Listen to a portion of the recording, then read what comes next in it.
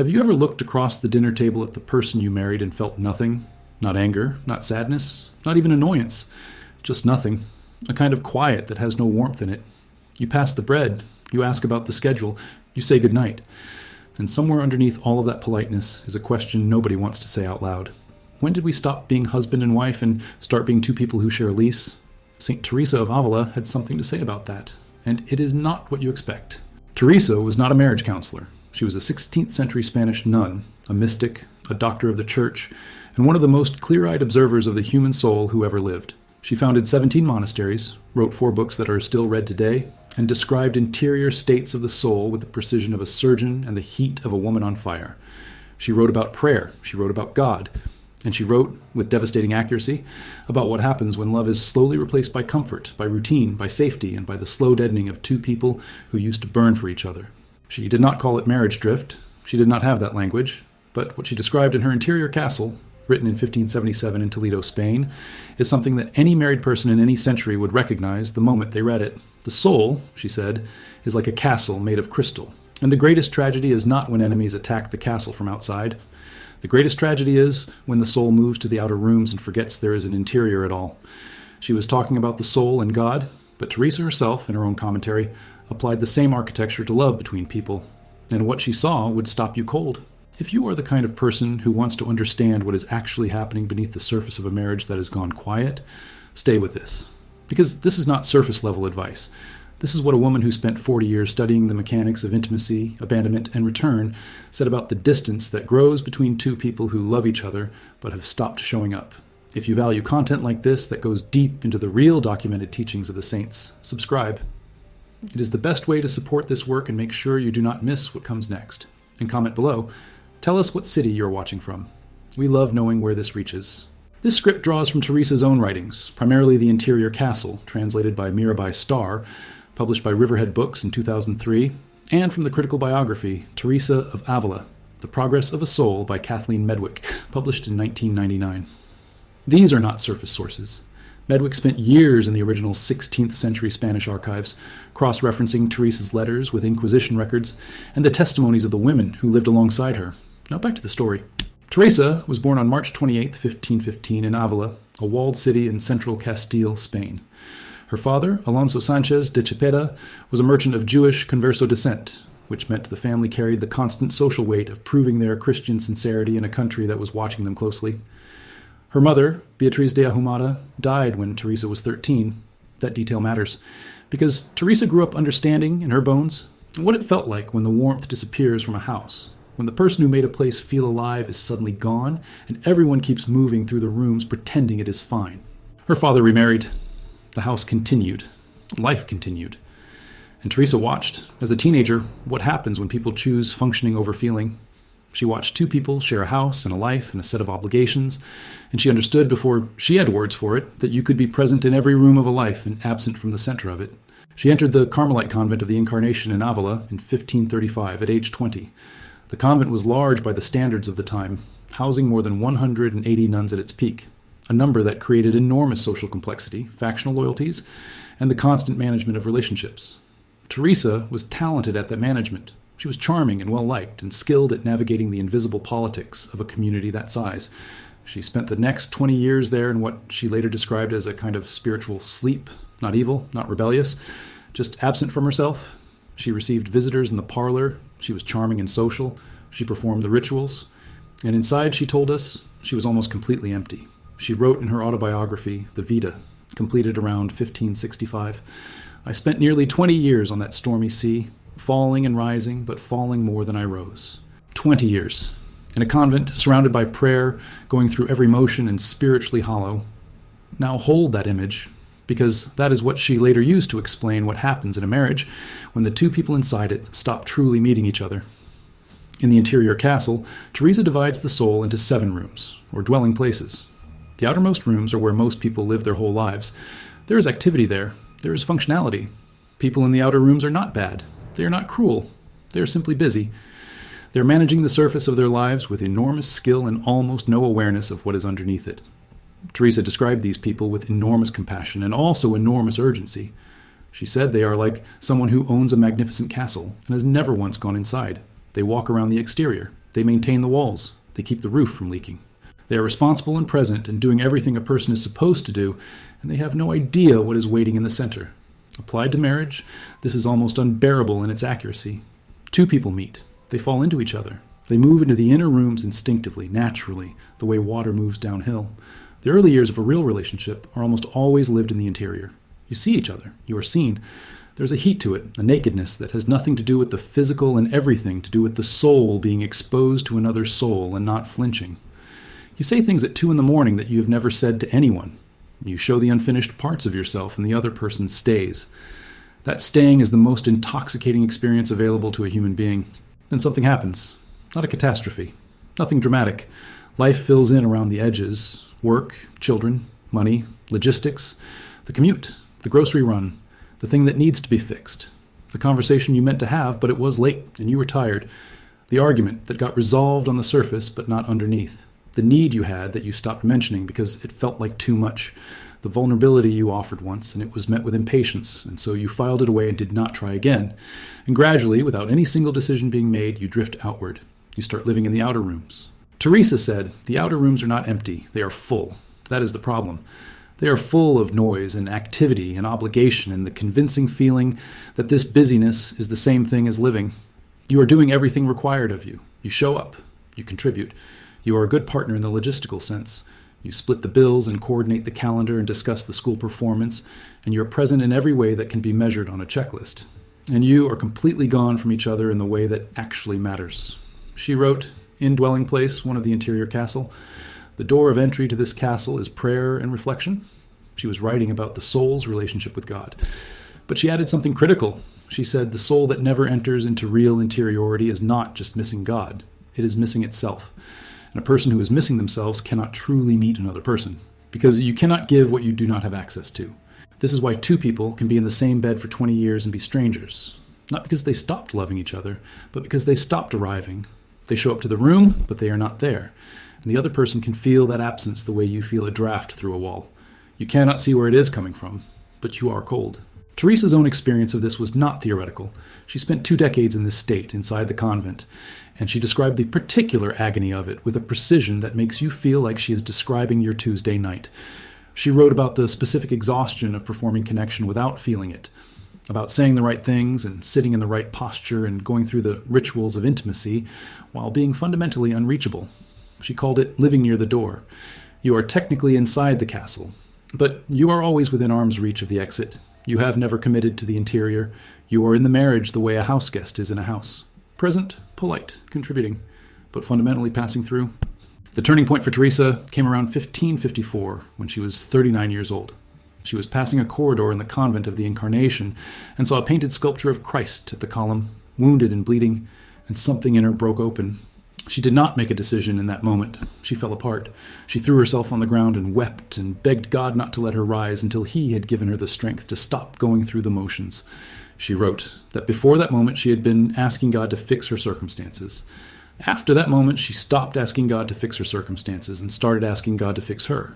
That distinction is everything, because the version of that moment in a marriage looks like this. You stop asking your spouse to be different. You stop composing the conversation in your head about what they need to change, what they are not providing, what would fix this if only they would just do that one thing. And you ask yourself the much harder question, where have I gone? When did I stop arriving? What did I stop showing my spouse and myself because I decided it was too risky, too much, too likely to be misunderstood or dismissed or met with that particular silence that is worse than an argument? Teresa, writing in the 5th dwelling place of the interior castle about the moment of deep union, described it as a death, not a metaphorical death, a real cessation of the defended, performing, managing self.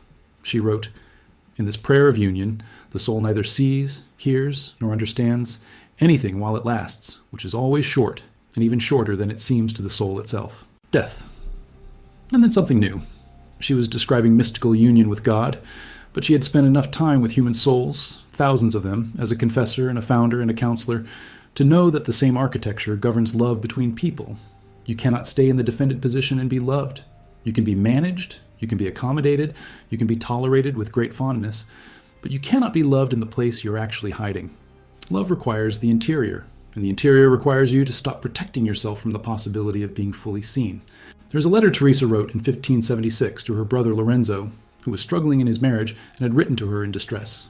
The letter is preserved in the collected correspondence edited by E. Allison Piers, published in 1951. In it, she told Lorenzo something startling. She said that the problem in his marriage was not his wife. It was not even the specific conflict they were having. The problem was that he had decided the situation was settled. He had categorized his marriage, filed it, stopped being curious about it. He knew what it was. He had stopped discovering it. And she told him, with the directness she was famous for, that a love you stop being curious about is a love you have already begun to bury. Stop. Read that again. A love you stop being curious about is a love you have already begun to bury. In 1576, Teresa was describing what we would now call the fundamental mechanism of relationship death. Not betrayal, not incompatibility, and curiosity. The decision made slowly and without fanfare that you already know this person, that the investigation is closed, that the mystery is solved, that you have filed away who they are and need not keep asking, except people are not solved. The person sleeping beside you tonight is not the same person who fell in love with you. They have been through things since then that changed them in ways they have probably never fully articulated to you, partly because you never asked and partly because they do not have the language for it yet. The version of them that is sitting across from you at dinner is carrying a grief or fear or a longing or a joy that they have not told you about. Not because they do not trust you, because somewhere along the way you both agreed, without ever saying so, to stay in the outer rooms, to keep things functional, to not crack the surface, because who knows what is under there, and you both have work in the morning. Teresa called that agreement, in her own language, the abandonment of the interior. And she said the soul that makes that agreement begins to die. Not dramatically, not visibly. It just slowly cools. The temperature drops 1 degree at a time until one morning you wake up and you cannot remember what you were both reaching for when this started. She described something in the sixth dwelling place that has haunted readers for 400 years. She called it the locution, a direct communication from God to the soul that bypasses the reasoning mind and lands in the center of the person, like a stone dropped in water. She was talking about mystical experience, but the locution she described, the kind that changes everything, always had a particular quality. It was not comfortable. It did not confirm what the soul already believed. It arrived in the place the soul had been most carefully avoiding, and it said exactly the thing the soul most needed to hear and least wanted to. In marriage, that locution is the moment when someone finally says the true thing, not the managed, strategic, carefully worded version of the true thing, the actual thing, the thing that has been sitting behind every conversation you have had for the past 3 years waiting to be spoken. And when it finally comes out, the room gets very still, because both people know that something real just happened and real things cannot be put back. If you value this kind of deep-sourced exploration of what the saints actually said, subscribe. It costs nothing, and it is the best way to make sure you see what we publish next. Tell us in the comments what city you're watching from. It means more than you think. Now back to it. Teresa spent the last 20 years of her life crossing Castile on muleback in winter weather, founding convents, fighting the Inquisition, writing books, managing hundreds of women and dozens of feuds and several lawsuits. She covered more than 15,000 miles on those journeys, most of them through mountain passes and across rivers with no bridges. She died on October 4th, 1582, in Alba de Tormes, a small town in Salamanca province, at age 67. She died saying, by the account of the sisters who were with her, "After all, Lord, I am a daughter of the Church." Not the dramatic closing line of a mystic, a plain statement, a woman who knew exactly who she was and where she stood. And what she left behind, in those 4 books, in those 500 letters, is a map. Not a map to God, not exactly, though that is how it has always been read. It is a map to the interior of a human person. And what she said, over and over, in different rooms, in different languages, and different metaphors, was this: the disaster is not the fire. The disaster is the cold. The disaster is not the fight that breaks things open. The disaster is the decades of not quite fighting, of managing, of being pleasant and functional, and completely, perfectly, utterly absent from the interior of the life you're technically living. The thing Teresa kept returning to, from the Vita to the interior castle to the way of perfection, was the question of why souls that begin with enormous fire end up in such managed coldness. And her answer was consistent. It was not weakness, it was not failure of will, it was fear. Specifically, the fear of what would happen if you were fully known. And the deep, quiet decision to make yourself unknowable in the ways that matter most, to offer competence instead of self, to give your spouse a version of you that is easier to manage than the actual thing. She wrote in The Way of Perfection, completed around 1566, the soul protects itself by going quiet, by becoming competent rather than present, by offering performance instead of self. because performance can be withdrawn if it is rejected. But if you offer your actual self and it is rejected, there is nowhere to retreat to. In marriage, this calculus runs in the background of almost every couple who has been together for more than a decade. You learn, over years of small experiments, what is safe to show and what gets managed away, what lands and what is met with distance or dismissal or the particular glaze that tells you this person is technically listening but is not really there. And you adjust, not consciously, not with any decision you could point to. You just stop bringing certain things. You stop showing certain rooms of yourself because you opened that door 3 times and the response told you it was not welcome. And then one day you realize you have edited yourself into someone manageable, someone your spouse knows completely, someone your spouse has never actually met. Teresa described her own version of this in the Vita with enough specificity to make you realize she was not being poetic. She wrote about a decade and a half during which she performed holiness for everyone around her, while privately knowing she was doing nothing of the kind.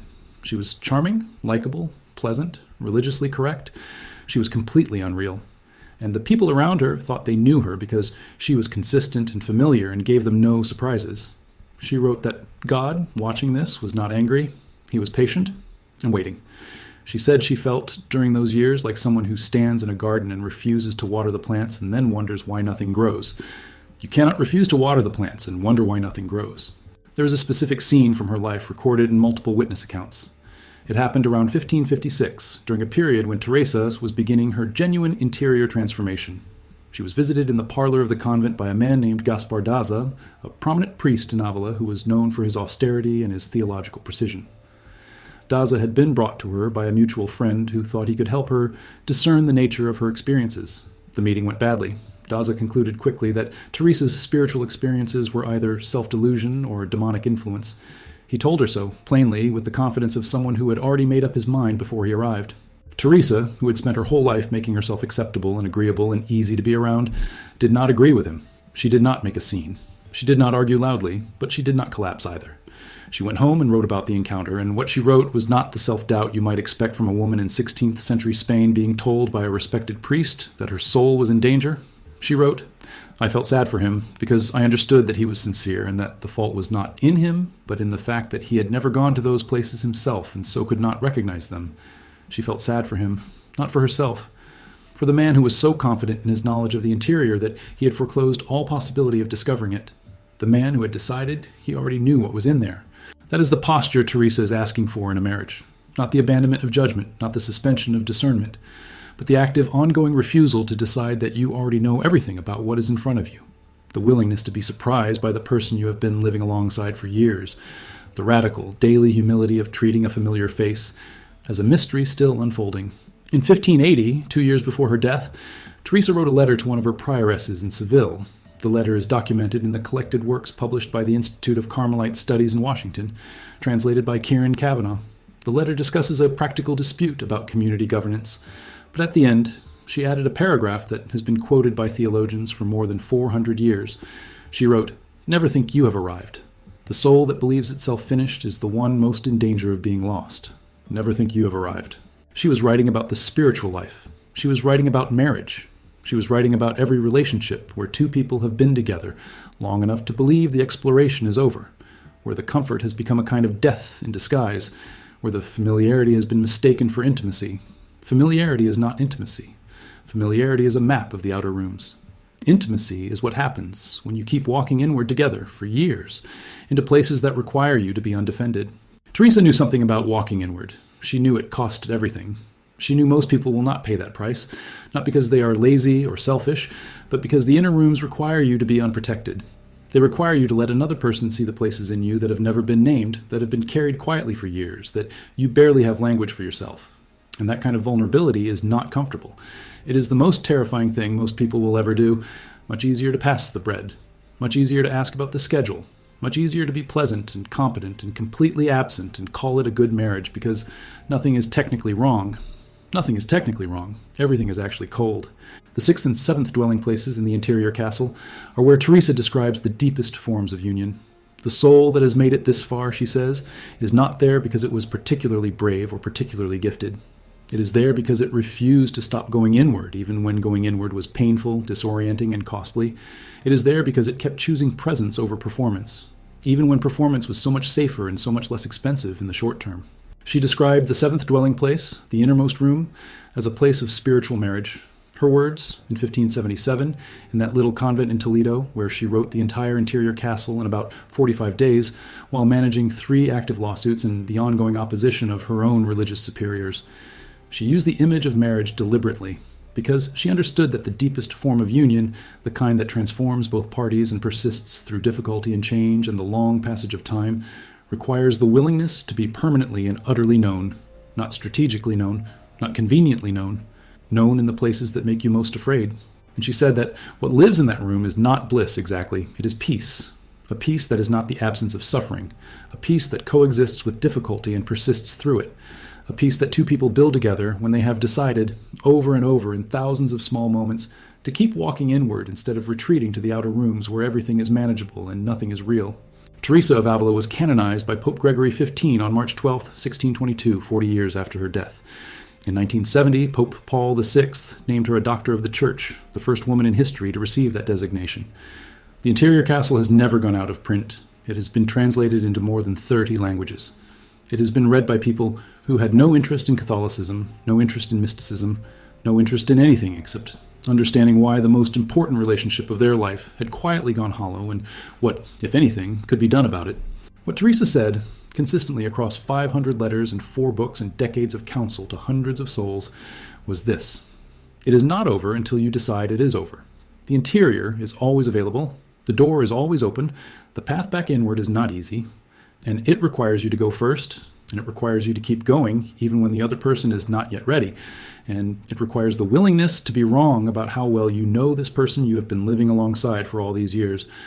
But the path is there. It has always been there. You just stopped walking it. There's one more thing that needs to be said. Teresa, for all her authority and fire, was not naive about how long this takes. She was not offering a quick fix. She was not saying that one good conversation will recover what 20 years of careful distance has built. She was saying that the return to the interior is not an event. It is a practice. It is a decision made every day, sometimes every hour, to resist the pull toward the outer rooms where everything is easier and nothing costs you anything. She herself took 20 years to commit to it, and she never once, in everything she wrote, suggested that the 20 years of managed distance was wasted time. She said it was the ground that made the interior possible, that the people who finally choose the inward path, after years of avoiding it, often go deeper than those who never had to choose, because they know what the outer rooms cost. They know the price of managed comfort. They have paid it in full, and they know exactly what it bought them. Nothing. It bought them nothing. The manuscripts of the interior castle are held in the monastery of El Escorial outside Madrid, housed with the royal library Philip II assembled after 1584. The original text, in Teresa's handwriting, shows deletions and corrections throughout. There are places where she crossed out a line and replaced it with something harder, something more demanding, something that asked more of the reader. The easier version is right there in the margins, crossed out. She knew what she was doing. She chose the harder line every time. When the Carmelite nuns, who were with Teresa at her death, prepared her body for burial, they recorded that her face looked younger than it had in years. One of the sisters, Maria de San Jose, wrote in her personal chronicle that Teresa's expression in death was one she had only seen on Teresa's face twice before in life, during ecstasy. It was the face, Maria wrote, of someone who had finally arrived somewhere they had been walking toward for a very long time. The marriage you are in right now, the one that has maybe gone quiet, the one where you pass the bread and ask about the schedule and say goodnight to someone you used to know everything about, is not a ruined thing. It is a castle with rooms you stopped walking into. The rooms are still there. The interior is still waiting. The question is not whether it can be recovered. The question is, which one of you is willing to go first into the place where the performance ends and the person begins, and whether the other one will follow. Teresa crossed that threshold in 1554 in a corridor in Avila with a sculpture of a bleeding Christ and nothing to protect her. She was 39 years old. She had spent 20 years going through the motions, and when she finally stopped, the remaining 28 years of her life were the most productive, most transformative, most fully alive years any Spanish woman of the 16th century ever documented. In 1497, 18 years before Teresa was born, the Spanish Inquisition issued a formal ruling in Avila that classified the converso community of the city, including families like Teresa's, as perpetually suspect. The document listed hundreds of family names. The name Sanchez de Chepeta appears in that registry. A child born into that family in 1515 would have understood from the beginning that being known too fully was dangerous, that the safest posture was the acceptable surface, that the outer rooms were not just comfortable, they were a form of survival, that going inward, really inward, was a risk the world might not survive. Teresa went inward anyway, and what she found there, she spent the rest of her life trying to describe to anyone willing to stop managing long enough to listen. The registry in Avila still exists, a family name on a list of the suspected. And from that family, 450 years later, a map to the interior that no Inquisition list has ever been able to close, and that no amount of polite distance has ever been able to replace. There is something Teresa wrote in The Way of Perfection that gets overlooked because it does not sound spiritual enough to be taken seriously. She wrote about the danger of what she called treated love, a kind of mutual affection between souls that is warm and genuine but has been domesticated past the point of transformation. She described couples and close friends and even confessors and penitents who love each other deeply but have, over time, made an unspoken agreement to keep that love comfortable, to never push it past the point where the other person might be uncomfortable or challenged or forced to look at themselves honestly. She said that kind of love, however sincere, eventually becomes a form of collaboration and stagnation. Two people holding each other gently in place. The antidote she described was not cruelty. It was not confrontation for its own sake. It was what she called ordered love, a love disciplined enough to tell the truth even when the truth was costly, a love that respected the other person enough to refuse the managed version of them, that refused to accept the surface because it knew something better was underneath, and it was unwilling to pretend otherwise for the sake of peace. That is what the outer rooms protect against. Not conflict, not truth. Real love, the kind that requires you to be as known as you are knowing, the kind that burns at the same temperature on both sides. Teresa's own friendships bore this out. Her friendship with John of the Cross, the young Carmelite friar who became her most important theological collaborator, was documented extensively in letters and in John's own writings. He was 27 years younger than she was when they first met in 1567 in Medina del Campo. Their collaboration lasted 15 years, and what both of them recorded about it was the same thing. It was a friendship in which neither of them permitted the other to stay comfortable. John's poetry, 450 years later, still reads like something written from the place Teresa was describing. The interior, the room most people never reach, the place that costs everything and gives back more than the cost. That friendship was possible because two people agreed, from the beginning, not to live in the outer rooms with each other, not for the sake of drama or spiritual ambition, simply because they recognized in each other someone who was trying to go all the way in, and they decided to go together. That is all Teresa was ever asking for. In 1577, writing in Toledo, running out of paper and borrowing more from the infirmary, founding 17 convents across Castile and Andalusia, and fighting the most powerful bureaucracy in Europe, she was asking for that one thing. Two people, the same direction, all the way in. The manuscripts are still in El Escorial. The crossings out are still visible in Teresa's own hand. The harder line is the one she chose every single time, because she already knew what the easier version cost. She had lived it for 20 years, and she was not going back.